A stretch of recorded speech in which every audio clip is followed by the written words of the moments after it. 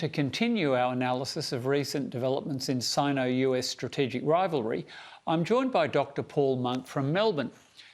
Well, Paul, thank you for joining us this evening. You caught the tail end of Jim Molan's contribution, and you're not as pessimistic about this, in that you think that China may well balk at attacking US territory as a preliminary operation against Taiwan. I do. I mean, it would be an extraordinary step for China to take. It would require that the PLA and Xi Jinping were very confident not only that their strikes in the first instance would be effective, but that the US would then cave. But if they were to attack, as Jim suggested, Guam, Yokosuka, the South Korean bases, Diego Garcia, first of all, they're attacking US territory. Second, they're attacking Japan. Thirdly, they're attacking South Korea. They're signaling to everybody that they're in World War III. And it's impossible in my imagination to believe that the United States would say, oh, well, we'll roll over. You know, the US public would be up in arms. This would be far worse than 9/11. And that's got to be in the minds of strategic thinkers in Beijing. So in my view, what they're hoping is that by keeping their rhetoric unbending, by keeping up the hazing and threatening and pressure on Taiwan, they hope they can win without going to war. They hope that the US public will say, we don't want to offend Taiwan really because we're fed up with foreign wars, you know. But for China to take the initiative and start a war with an attack on the United States' own territory, I don't think so. I really don't. You've been a very, very good analyst, both when you were in the intelligence community and also your public writings. You've been one voice who cautions against overestimating China. And I think there's a great alarm in the Australian public about this, seeing mounting tensions. Just reiterate what some of the regime survival challenges facing Xi are. And it's a double header. Do you think they're more likely to force his hand to do something rash to create an external bogeyman? Or do you think they may in fact stay his hand and mean that he is more consumed by domestic issues than the potential invasion of Taiwan, which, as you say, would have cataclysmic consequences for the region? Yes, so there's two sets of considerations that seem to be crucial here. One is the internal regime pressures, right? So we know that Xi doesn't trust his own military high command and internal security forces. He keeps rotating commanders and purging senior figures on various grounds. We know that the Communist Party, like all Communist parties, tends to try and remain hermetically sealed as to internal tensions and pretends that they all think the same way, but we also know historically that's actually never been the case. My judgment, therefore, would be that just to the extent that it appears that Xi is on the verge of starting a war that could spiral completely out of control, those tensions will come to a head within the party. And we should be keeping a very close eye on that. But externally, and this feeds into the same dynamic, the dangers for China in going to war are enormous. It's immensely dependent, unlike the United States, on imports of fuel, on raw materials, on component parts. It's immensely dependent on foreign markets for its exports. And if it goes to war, all that goes out the window. The US, regardless of what happens in the immediate theatre, even if it's confined to Taiwan, is in a position to block China's trade. Various other foreign nations, starting with Japan, will almost certainly do the same. And China can't bear that for very long.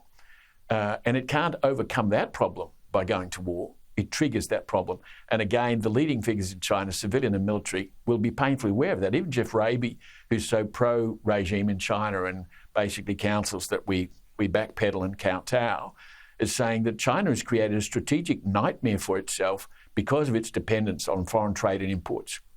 That must be factored in to our calculations about what China will do, and we can be confident that it's factored into their thinking about what they can and can't do. You might have seen John Bolton's analysis yesterday. He's fairly forward-leaning, obviously, but his fear is that the regime has interpreted the Afghanistan route as a sign that the US is a busted flush, quote, and in terminal decline. Do you think that is weighing at all in Beijing at the moment, or are there, as you say, within the military, countervailing voices saying it's no mean feat to invade Taiwan, even if the United States wasn't involved? They're fairly capable military with finite entry points that they've been rehearsing to defend for some time. What's your assessment of what's going on inside the bamboo curtain? I would say that it would be well understood by the canniest analysts in China, as it has been for a long time, that taking Taiwan, even if the US doesn't intervene, is actually a tricky operation.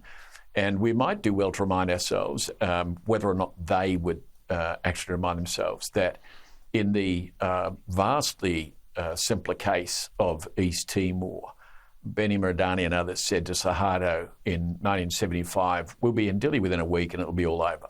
Well, they got that spectacularly wrong, and it turned into a running sore for Indonesia. They could never really resolve it. And so 23 years later, they exited. Taiwan is altogether a different proposition, and you could do a lot of damage in enforcing the issue and taking Taiwan, when Taiwan, in fact, has been a major investor in the mainland. It's the centre of world microchip production. It's a prestigious part of the Chinese world, which ought to be a valued part of it. To destroy it in order to take it, when nobody believes that this is liberation anymore, this is subjugation, pure and simple, would greatly compound what they've done in Hong Kong, and would have very damaging consequences right around the world for China's standing reputation in foreign relations. And there are a lot of intelligent people in the Communist Party and around it, and I'm confident that they're aware of that. So I do believe that China's strategy is one that you might, as people like to do almost as a cliche, attribute to Sun Tzu, which is to win without fighting, and that their build-up and their rhetoric are geared to putting pressure on people to step back and allow them to have their way. But they can't step into Taiwan in the way they did in Hong Kong, because, as you remarked, Taiwan is defended and it's been preparing to defend itself for decades.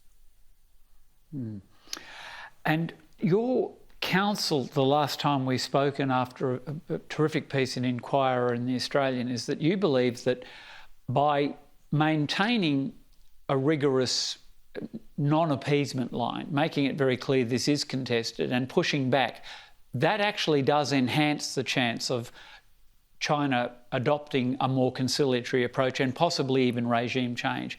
Walk us through your reasoning there, and do you think that course of action has become even more enhanced since we last spoke, or do you think there's an actual lack of resolve starting to creep into the West?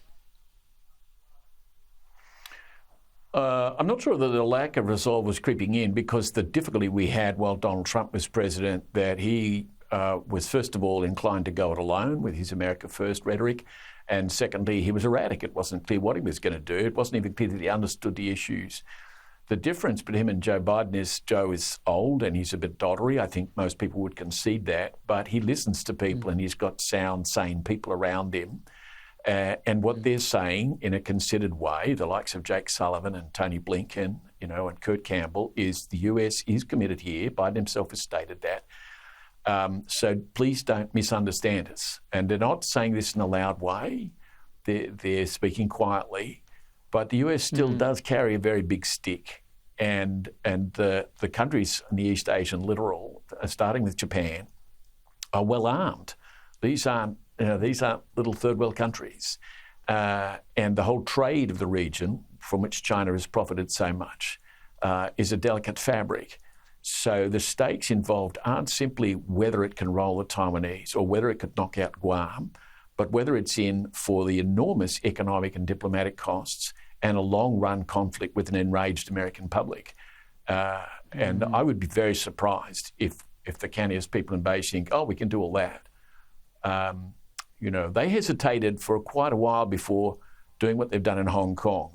They moved carefully, they set their pieces in place, and then they acted. But Hong Kong was a defenceless little civilian enclave, and still they hesitated. As I remarked before, Taiwan is anything but that, and the other powers around it have a stake in Taiwan and a stake in peace in the region. So deterrence really consists of China, of saying to China, be aware of the total set of costs to you if you step over this line. We're not threatening you you need to understand that those costs will be entailed if you take that step. They will automatically happen. You really don't want to go there, right? It's difficult because she's rhetoric is unbending. But the fact that a Communist Party says one thing, because it's always propagandist in its nature, doesn't mean that that's what they're thinking behind the scenes.